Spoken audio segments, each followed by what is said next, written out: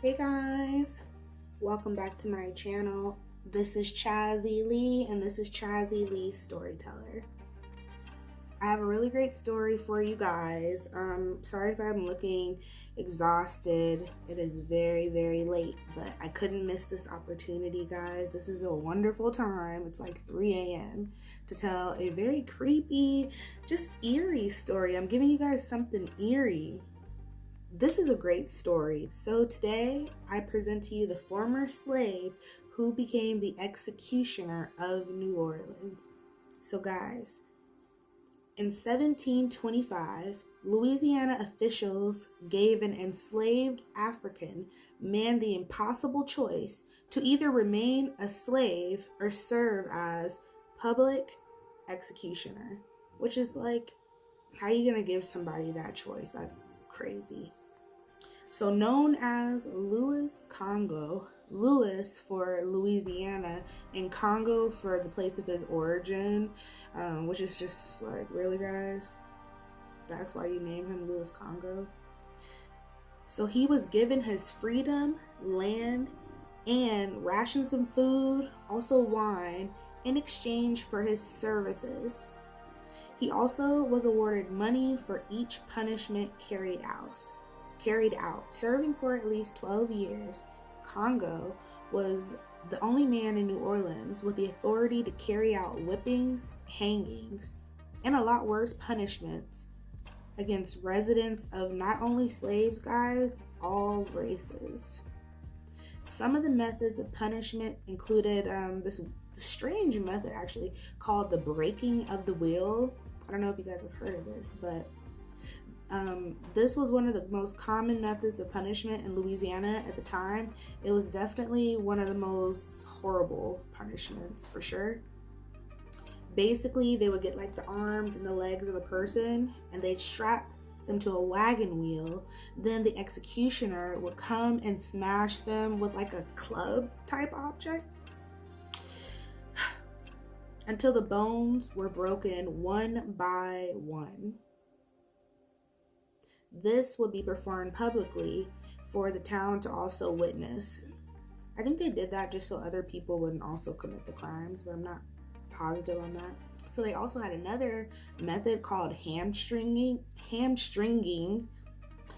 basically crippling a person so they cannot walk by cutting the tendons in the back of the leg. This was done to a lot of like runaway slaves. Slaves would also be punished according to the Code Noir, if I'm saying that right. I think it's French. There was branding that was done, amputation of ears, and death upon third offense. Okay. So here we go, guys. So it's said that the Superior Council felt obligated to have a regular, consistent executioner. Even though the Code Noir stated to limit the amount of African influence in the colony at this time, the Superior Council had their eyes on Louis. They were looking for a single dependable person able to carry out all the demands of the council. Louis stood out because of his strength, his intelligence, his fortitude, like courage basically during the time of pain basically, but basically, and they just wanted to, it's just scandalous because they really could have got anybody on their own camp to do that kind of task, but the fact that you go and give one of the slaves, like, why? Okay, I digress. Like, I don't know how I would feel about that. I don't like that they chose him. In the fall of 1725, when the council approached him with the proposition, Louis drove a very hard bargain. He had requests, okay? But yeah, guys, like I said earlier, drove a hard bargain. He boldly requested freedom for his wife and himself. And then, of course, like the rations of food and wine and drinks and even like compensation for his service. They even provided him land on the outskirts of New Orleans that he had requested. So he was not playing So Attorney General Francis Fleury scoffed at his demands, but he ended up agreeing to the terms with the exceptions of full emancipation of his wife.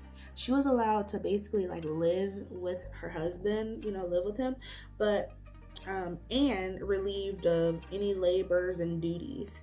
But she was never formally freed. Many people might wonder what would bring a person to accept such like a horrible offer.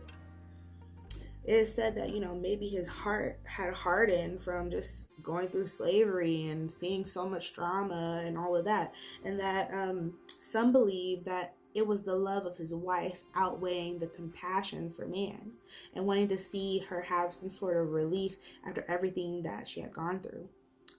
Whatever the reason, Congo was granted explicit and exclusive authority to execute punishment to his own African people, white settlers, Indian slaves, and European deportees.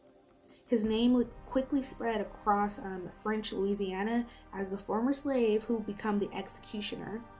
He was feared by many. His position was considered one of the infamous occupations among many undesirable jobs held by marginalized people. So guys, this is crazy. Congo's 12 years as serving as public executioner did bring trouble his way. 3 fugitive Indian slaves entered his home and brutally attacked him during the night. 11 years later, 2 black slaves ambushed him in broad daylight as he was hunting. He was beaten and nervous. His luck was running out. He approached Attorney General Fleury, if I'm saying that right. Sorry guys, I think it's French. I'm pretty sure it's French. With his concerns. The second incident was thought to be retaliation for a sentence Congo carried out on a slave named Gwala, whose ears were cut off for trying to escape multiple times.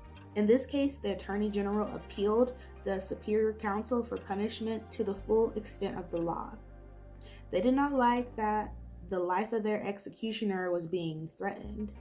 Congo was therefore allowed to impose capital punishment on his own attackers.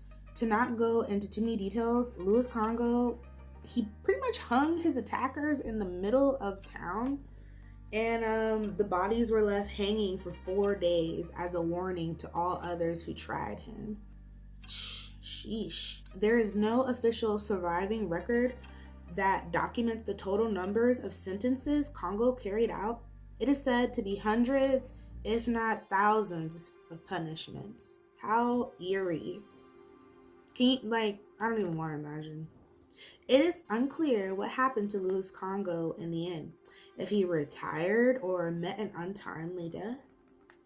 Ultimately, for an emancipated slave, his freedom in many ways made him a prisoner too.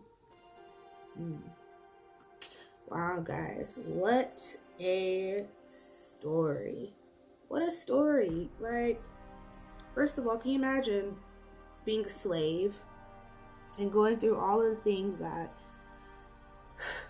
African American people had to go through at that time, and then to be given the opportunity to become an executioner, be given that kind of ultimatum, not to be set free, but no, either be a slave, or you can be an executioner to your own people, other people, terrible, And then he did that for 12 years, guys.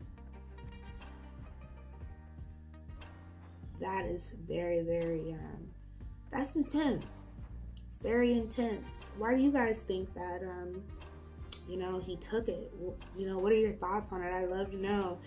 Very, eerie, creepy story. True story. I'd love to know what you guys think about this story. This story was crazy. Feel free to like, comment, and please subscribe. If you like this kind of stuff, just to support my channel. I really appreciate it, guys. Have a great night. Be sure to check out my other content. I'll be dropping way more. Thanks. Bye.